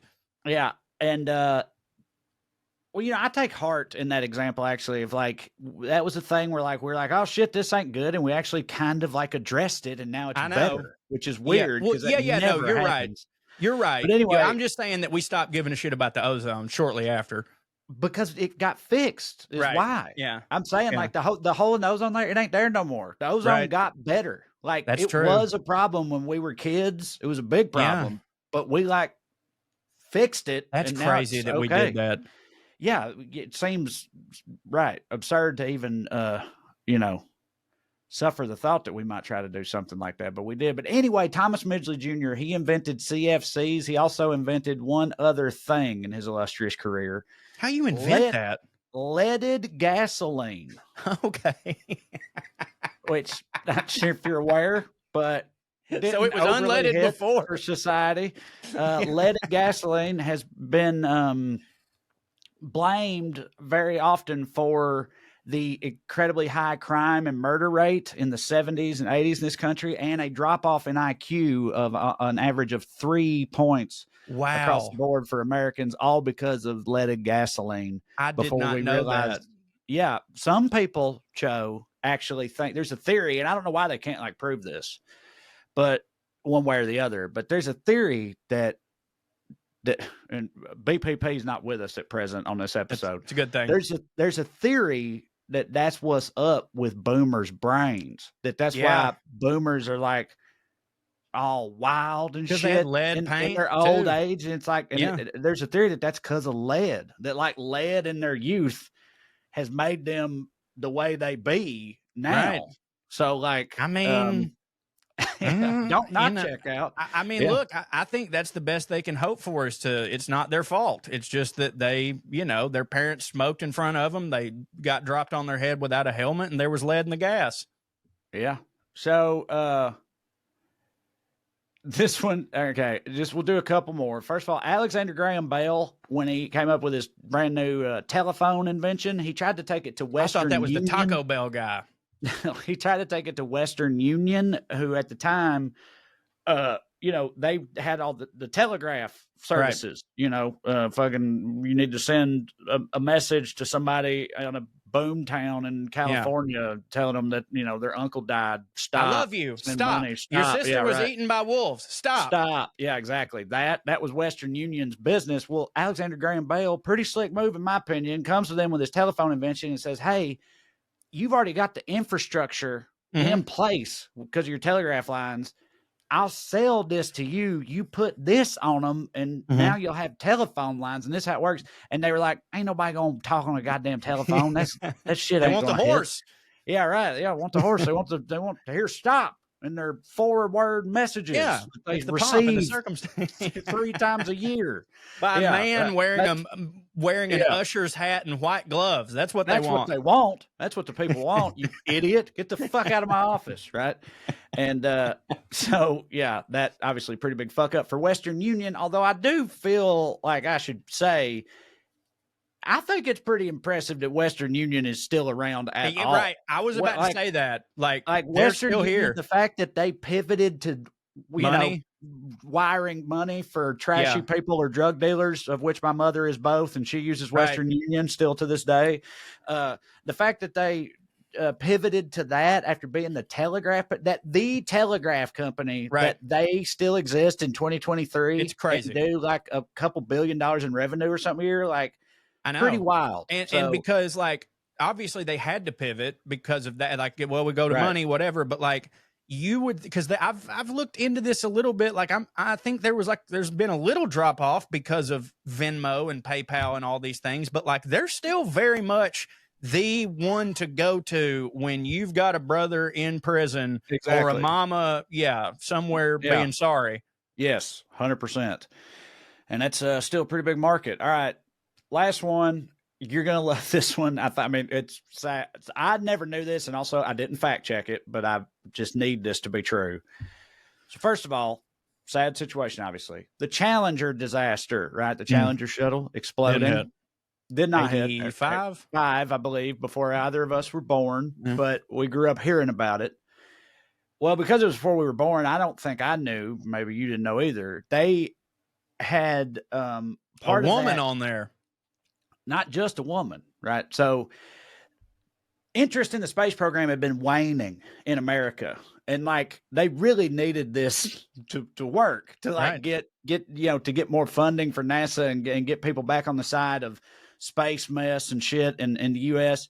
So part of what they came up with is basically this publicity stunt called a school teacher in space, right? The importance of American school teachers. So I had this contest to identify an actual American school teacher to send to space on the Challenger shuttle alongside the astronauts, and they did. And that person was on the shuttle, and that person died like they all did. What that means, but I've not even got to the truly Raven part yet. But what that means is, because of how this is this huge story. A school teacher is an astronaut, whatever. Yeah, I remember she was a school teacher. American school child in this country was watching that live when they otherwise would not have been. Right? Yeah. So that's pretty Raven, pretty big screw up. Not that they could have seen. The screw up is that that it was allowed to explode at all. Right. But that just makes it so much more Raven, right? Well, what is truly crazy is what they almost did. And they didn't. So thankfully this was averted, this part of it. Still a horrible tragedy either way. But all this is working. They got the school teacher in space. People are into it. They've identified, they've captured the hearts and minds of America's youth and stuff. They know they're going to have a lot of kids watching. So they have another idea. Oh God. They're like, what we got space for one more person on there. What if we get somebody else that kids love, right? Gary Coleman. They landed on Carol Spinney, a famous puppeteer famous for portraying Big Bird on Sesame Street. Oh my God. And they were even working out how Carol Spinney could go up on the Challenger in costume as Big Bird, bro. Can you imagine? So imagine. Oh my God. They had Big Bird strapped into that fucking shuttle with every school kid in America watching it as it then burst into flames right after leaving the thing. And I'm sorry to laugh again. It is a horrible thing, but my hilarious. God, bro. We're not laughing at the thing that imagine that. I can't. That's too much. Like that Big Bird almost blew up on the Challenger shuttle. That's one of them things. That's one of them things that, like, if it happened, if you tried to write that, people would be like, they would never do this. But they almost very much fucking did. And by the way, can I tell you, you've blown my mind here, because like I knew that woman had been like, it was always, she was a school teacher or whatever, but I thought it was like she was a school teacher and then wanted to go to astronaut school. And it's like, something like, dude, Sheryl Crow used to be a school teacher. Like, you can change careers. I had no idea that they did like an America's Got Talent search for like, I don't know how much of it. I'm sure they found a super highly qualified person who also was or had been a school teacher, but it was part of this like coordinated PR campaign, a school teacher in space and everything to try to, gin up more interest in the whole program. And it sort of backfired in the end. My goodness. Yeah. So there you go. All right. Let's have some airmail. Shoo-wee. All right. Real quick one from Kevin. 4-hour episodes would be fine. I don't ever get tired of y'all. Thank you, Kevin. Well, that's sweet. Here's one, the quasi promotion for our other podcast, Well Read.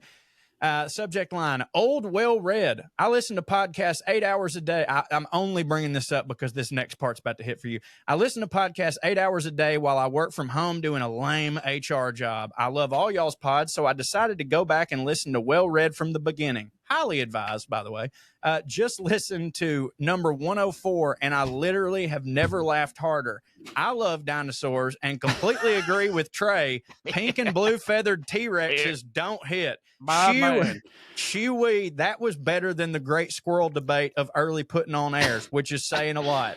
Thanks for all the laughs. So, yeah, if y'all don't know. That's great. We were just talking about Jurassic Park. Yeah, episode 104, apparently, and I'm glad to know it. Hell, I might go back and listen to it now. This is back when podcasts were all still audio only, basically, so it's just audio only, but we recorded it live together in a hotel room on the road like we did most of those early episodes, and we got into an argument. Corey and Drew were baiting me because I was pretty hammered, and they knew it. But they were like baiting me into an argument about being sincere, by the way, about whether dinosaurs would hit harder if they had feathers or not. And of course, I was adamantly opposed to that notion. And I got madder than any of y'all have ever heard me or seen me about and any he really topic, was. including the squirrel debate. Like I was up pointing and screaming in Drew's face about feathered dinosaurs by the time it was all said and done. So yeah, we've had people that out. We've had people bring this up a lot, and we're like, "Oh, was that a put on or whatever?" And I was, and I'm like, by the way, thank you for the compliment that any of us are that good of actors. You know what I'm saying? But like, no, I can tell you, and that's what makes it so funny is knowing that Trae, if he knew he wouldn't get in trouble, would have murdered both me and Drew on the spot without question. So, yeah, listen to Well Read, specifically episode 104. I'm going to go back and listen to it, too. I may just go ahead and re-release it on the thing so everybody can remember how hard it hits. Subject line, Grover Cleveland, Francis Folsom, POA correction. All right. Grover Cleveland was a bachelor who was elected president, even though his opponents made a huge deal that he was the father of an illegitimate child. Yeah. Hence the slogan, "Ma, ma, where's my pa? Gone to the White House, ha, ha, ha." It's pretty good. When asked about this, Cleveland didn't deny it, but merely said, "Tell the truth." Rather badass, methinks. He did marry his ward, Frances Folsom, in a White House ceremony. She's the only first lady to give birth while a resident of the White House, and I think the Baby Ruth bar was named after her daughter. That is true. Got trivia? Me too. Love you better than pork chops. From Lancaster County, Pennsylvania, the land of James Buchanan, no longer the worst president. That is Marjorie, who is also a member of my Substack. So I thank you. That's bonuscorey.com. All right. One more and we'll go. Subject line, drop all the fucking names you want, Trae.